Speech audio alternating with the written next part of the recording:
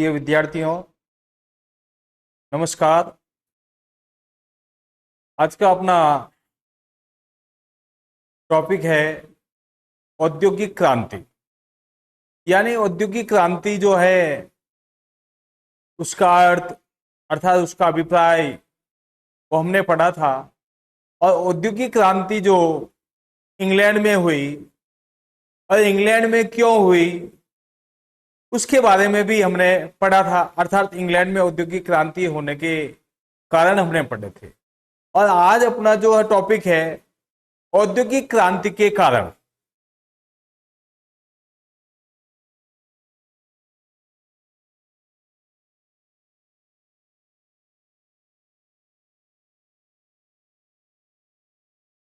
औद्योगिक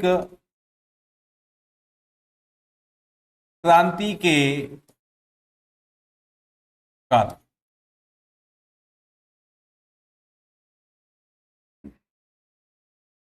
अब औद्योगिक क्रांति जो है सर्वप्रथम इंग्लैंड में ही हुई थी और उसका प्रभाव लगभग पूरे विश्व में पड़ा था औद्योगिक क्रांति का। तो औद्योगिक क्रांति जो है होने के क्या क्या कारण थे, उसमें सर्वप्रथम कारण है पुनरुत्थान और भौगोलिक खोजें। पुनरुत्थान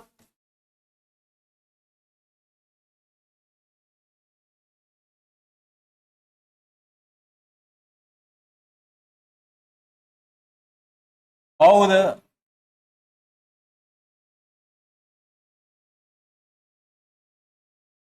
भौगोलिक खोजें। तो पुनरुत्थान जो कि मानव जीवन में नवीन उत्साह एवं प्रेरणा। यानी पुनरुत्थान का तात्पर्य यह है कि भाई जो औद्योगिक क्रांति हुई, औद्योगिक क्रांति होने का कारण यह था कि भाई लोगों में उनके प्रति उत्साह था, प्रेरणा थी। अर्थात उत्साह और प्रेरणा का मानव में संचार हुआ और संचार होने के कारण इस औद्योगिक क्रांति को बढ़ावा मिला था। शिक्षा का प्रचार प्रसार हुआ। शिक्षा के प्रचार प्रसार से तथा नई नई खोजें हुई। खोजों के कारण इस क्रांति को बढ़ावा मिला। भौगोलिक खोजों के परिणाम स्वरूप यूरोपवासी जो थे दूसरे देशों के संपर्क में आए थे। अर्थात यूरोप जो महाद्वीप था, यूरोप महाद्वीप के लोग अन्य महाद्वीप अर्थात अन्य महाद्वीप के जो देश थे उन देशों के संपर्क में आए थे, अपना व्यापार वाणिज्य बढ़ाया था और एक दूसरे देशों में वो है अपने व्यापार को बढ़ाने के लिए गए थे। और उन्होंने नई नई बस्तियां वहां बसाई थी और नई नई बस्तियां बसाई और अपने व्यापार वाणिज्य को शुरू किया था। बड़ी मात्रा में उत्पादन की आवश्यकता का अनुभव होने लगा और उत्पादन जो है बड़ी मात्रा में भी होने लगा। बड़े पैमाने पर उत्पादन होने लग गया था क्योंकि अन्य देशों में व्यापार वाणिज्य के लिए गए तो वहां जो है उत्पादन बढ़ाना था और अपने व्यापार को बढ़ाना था, इसलिए वो अन्य देशों में भी गए थे। अनेक मशीनों तथा यंत्रों का भी निर्माण हुआ था। अनेक मशीनें तथा यंत्रों का भी निर्माण हुआ था तथा आविष्कार किया गया। अन्य नए नए आविष्कार किए गए, अन्य नए नए मशीनें, अन्य आविष्कार, अन्य उद्योग स्थापित किए गए थे। इस प्रकार पुनरुत्थान औद्योगिक क्रांति का एक कारण बना था। यानी इसमें नए नए देशों की खोज, नए नए देशों की खोज की गई, नए नए आविष्कार किए गए, नए नए आविष्कार किए गए जिससे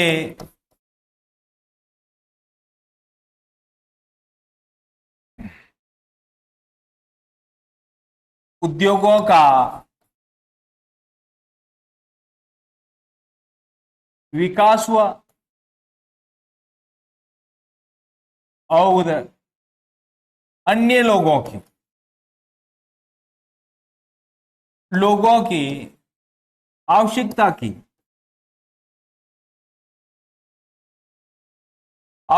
की पूर्ति हुई तथा इससे उद्योगों को बढ़ावा मिला तथा इससे उद्योगों को बढ़ावा मिला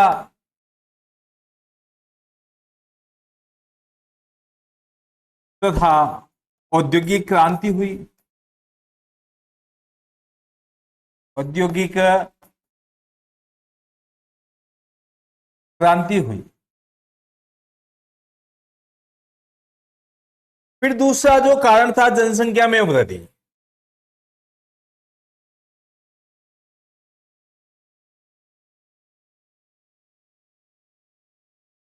जनसंख्या में वृद्धि।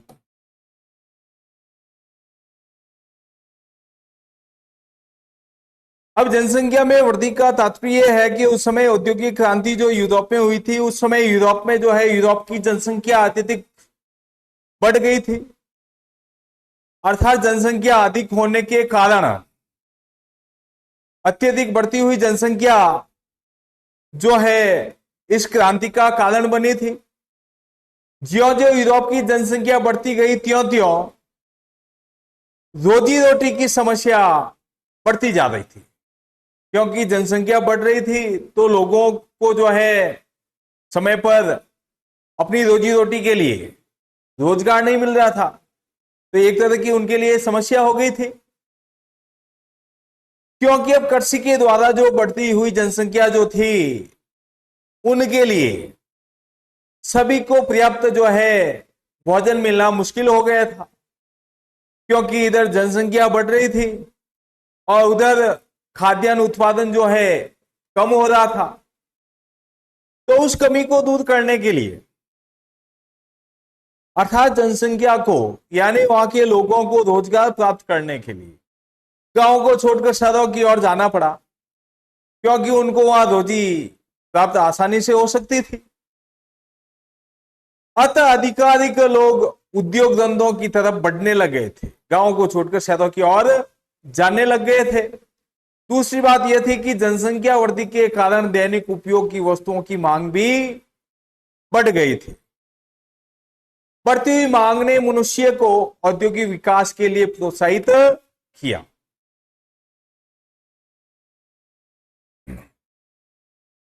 यूरोप में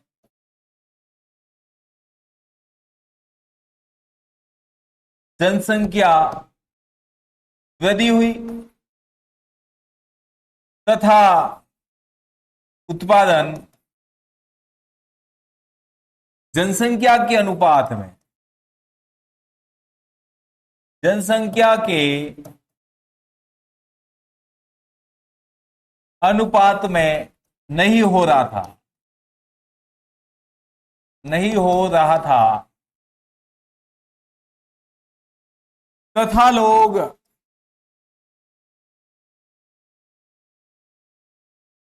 रोजी रोटी के लिए शहरों में पलायन करने लगे थे।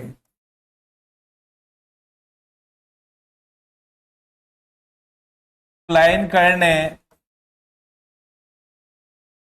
लग गए थे तथा उनके लिए जो है रोजी रोटी की समस्या हो गई थी, इसलिए शहरों में उनको जाना आवश्यक था ताकि अपनी रोजी के लिए वो कार्य कर सके। और शहरों में जो है इस प्रकार धीरे धीरे जो उद्योगों का विकास हुआ था, अर्थात औद्योगिक विकास जो है औद्योगिक विकास को प्रोत्साहन मिला था, इससे उद्योग धंधों का विकास हुआ था। तीसरा कारण है रहन सहन के स्तर में वृद्धि। रहन सहन के स्तर में वृद्धि। तो रहन सहन के स्तर में वृद्धि से तात्पर्य यह है कि ज्यो ज्यो लोगों को ज्यो ज्यो सुविधा मिलती गई, क्यों तो वो अपना स्टैंडर्ड बढ़ाने लग गए थे, उनका रहन सहन का जो स्तर था उन्नत होने लग गया था। इससे उसकी आवश्यकताएं भी बढ़ी और बढ़ती हुई आवश्यकताओं से औद्योगिक विकास को बहुत बल मिला था।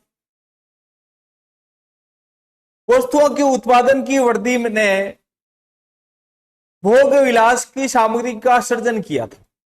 स्टैंडर्ड बढ़ गया था तो भोग विलास की जो वस्तुएं हैं, लोग क्या कर रहे थे, उन भोग विलास की वस्तुओं का अधिक से अधिक उपयोग करने लगे थे,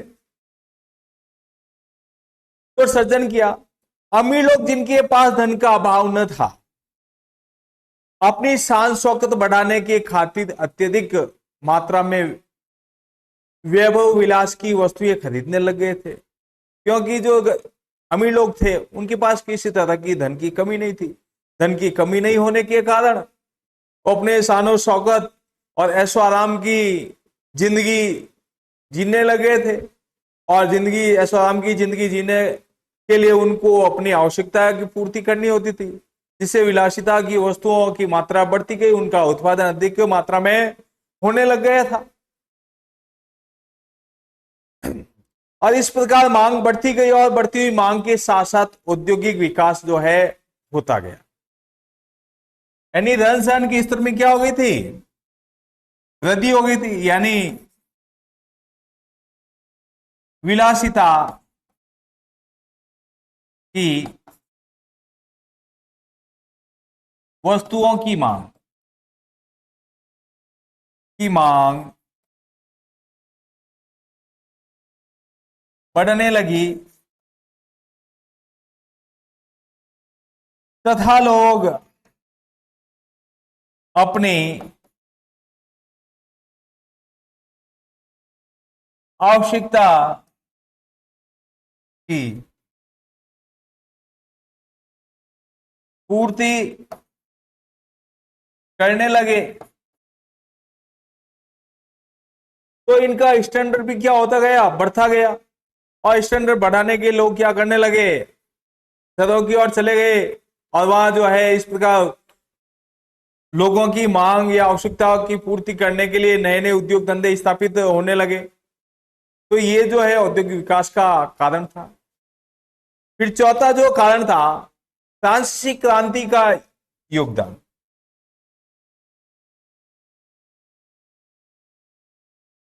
फ्रांसीसी क्रांति का योगदान, यानी आपको पता ही है कि फ्रांस में जो क्रांति हुई थी 1789, तो इस क्रांति का जो है महत्वपूर्ण योगदान था। और ये जो फ्रांसीसी जो क्रांति थी, फ्रांसीसी क्रांति ने औद्योगिक विकास में महत्वपूर्ण योगदान दिया था। और फ्रांस का जो नेपोलियन बोनापार्ट था, नेपोलियन बोनापार्ट बहुत ही महत्वाकांक्षी था और अपनी महत्वाकांक्षा की पूर्ति करने के लिए संपूर्ण यूरोप को युद्ध में धकेल दिया था। क्या कर दिया था इसने, नेपोलियन बोनापार्ट, नेपोलियन बोनापार्ट जो कि महत्वाकांक्षी था,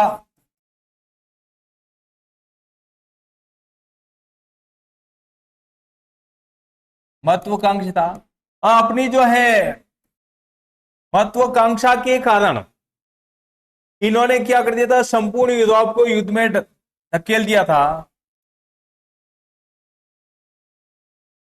संपूर्ण यूरोप को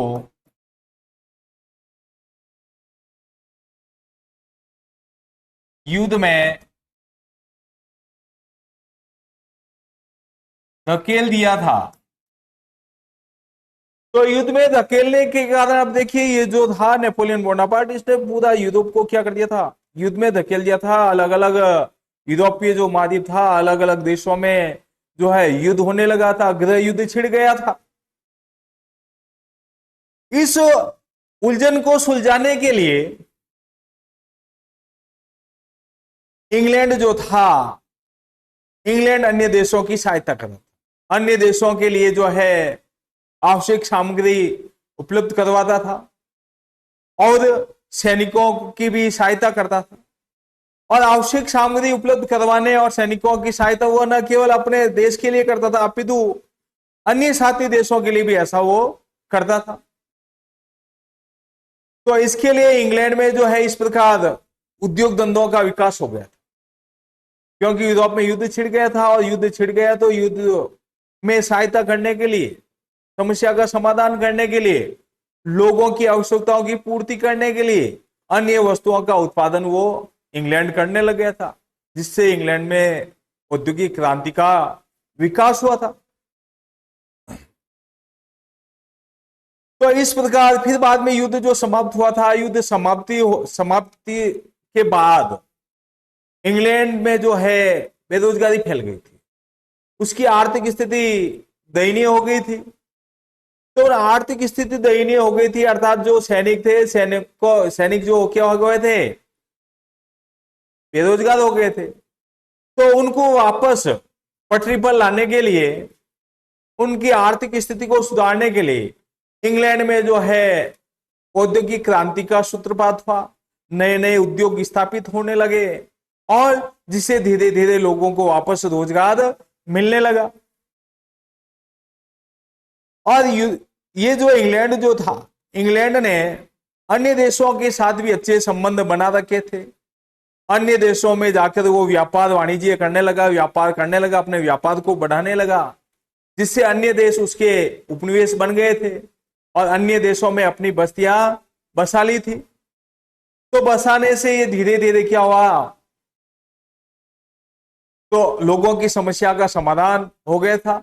उन लोगों को आवश्यक वस्तुओं की उपलब्धता आसानी से होने लगी थी, जिसका हल औद्योगिक क्रांति ही हो सकता है, यानी औद्योगिक क्रांति के द्वारा ही ऐसा हुआ है। फिर व्यापारी वर्ग, अगला कारण है व्यापारी वर्ग। अब व्यापारी वर्ग में क्या है, व्यापारी वर्ग ये था कि भाई इसने औद्योगिक क्रांति में अपना महत्वपूर्ण योगदान दिया था, यानी पुनरुत्थान के कारण व्यापार वाणिज्य का विकास हुआ था और सामंती व्यवस्था और धार्मिक अंधविश्वासों का प्रभाव समाप्त हो गया था। सामंती व्यवस्था और अंधविश्वास जो था उसका प्रभाव क्या हो गया था, समाप्त हो गया था। सामंती व्यवस्था,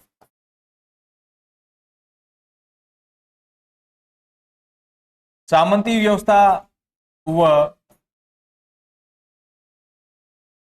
अंधविश्वास समाप्त हो गया था।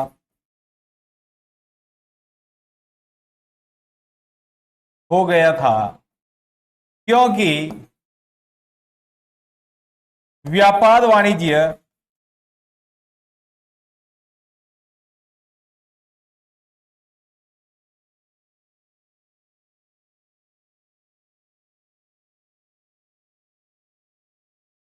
व्यापार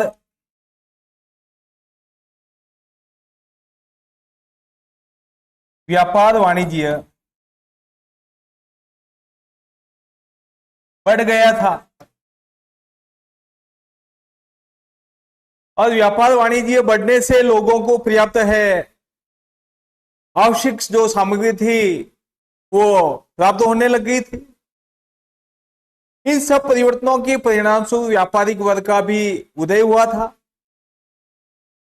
यह वर्ग पर्याप्त धनी तो था ही था और अपने धन को उत्तरोत्तर उत्पादन और फलत धनोपार्जन में लगाना भी चाहता था, यानी अधिक से अपना उसके पास जो धन था तो दुगना हो, तो उन्होंने उस धन को व्यापार वाणिज्य में लगाना शुरू कर दिया था।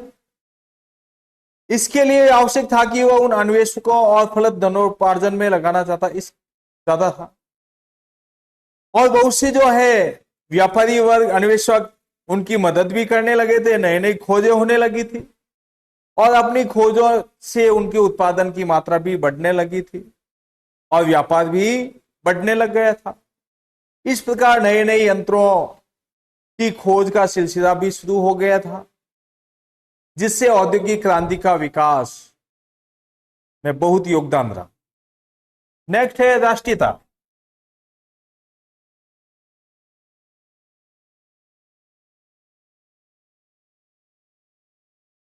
राष्ट्रीयता की भावना। राष्ट्रीयता की भावना से तात्पर्य यह है कि भाई राष्ट्रीयता की भावना में औद्योगिक विकास में सहयोग दिया गया, यानी लोगों को अपने देश के प्रति प्रेम था, अपने देश के प्रति अच्छी भावना थी।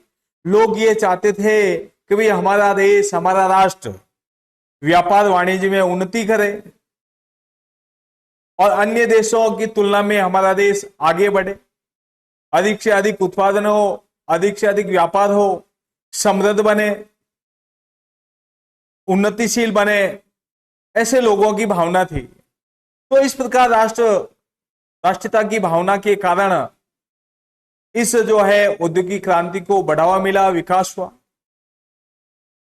उनके देश के साम्राज्य का विस्तार भी हो, वो लोग चाहते थे, परंतु इन सब के लिए अधिक उत्पादन की आवश्यकता थी, क्योंकि अब उनकी उन्नति का मार्ग क्या हो गया था, बदल गया था। उत्पादन जो है दिन दूना रात चौगुना बढ़ता गया था, अधिक से अधिक उद्योगों की स्थापना होने लगी, जिससे लोगों की आवश्यकताओं की मांग की पूर्ति होने लगी थी।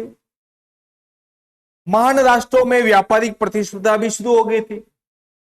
महान राष्ट्रों में क्या होगी, बड़े बड़े जो देश थे उन राष्ट्रों में व्यापार वाणिज्य की यानी उत्पादन की प्रतिस्पर्धा यानी होड़ाहोड़ी शुरू हो गई थी। इसी दौड़ में राष्ट्र आगे बढ़ सकता था, क्योंकि कंपटीशन की भावना होगी तभी क्या कर सकता है, एक व्यक्ति दूसरे व्यक्ति से आगे बढ़ता है। तो यहाँ जो राष्ट्र जो थे औद्योगिक विकास करना चाहते थे, उनमें भी इस प्रकार की भावना अधिक हो गई थी कि भाई हमें अन्य देशों के से भी क्या करना है, आगे बढ़ना है। तो एक तरह की उसमें होड़ा होड़ी यानी प्रतिस्पर्धा की भावना भी बढ़ने लगी, जिससे से अधिक उत्पादन होने लगा और लोगों को आवश्यक वस्तुएं आसानी से और सस्ती मात्रा में भी समय पर उपलब्ध होने लग गई थी, जो कि ये जो इस औद्योगिक क्रांति के विकास में इनका महत्वपूर्ण योगदान था और उनकी सफलता का प्रमुख कारण यही था, यानी राष्ट्रीयता की भावना। अपने देश को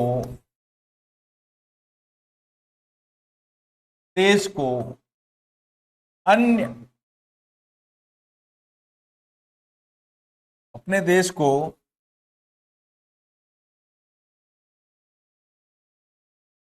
अपने देश को अन्य देशों की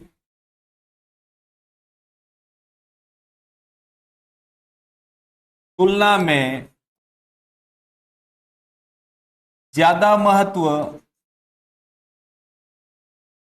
देना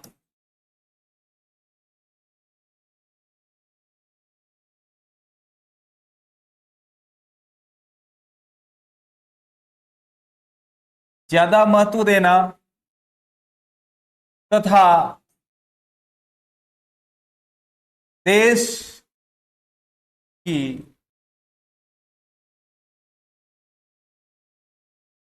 उन्नति में सहयोग देना तथा अन्य देशों से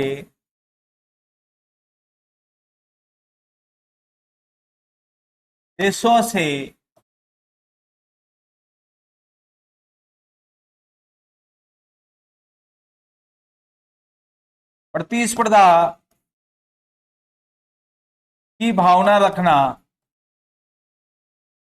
जिससे क्या हो, देश आगे बढ़ सके। तो ये जो है, ये सभी कारण थे औद्योगिक विकास, ये सभी कारण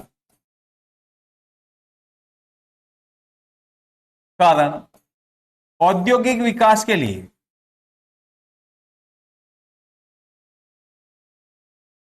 औद्योगिक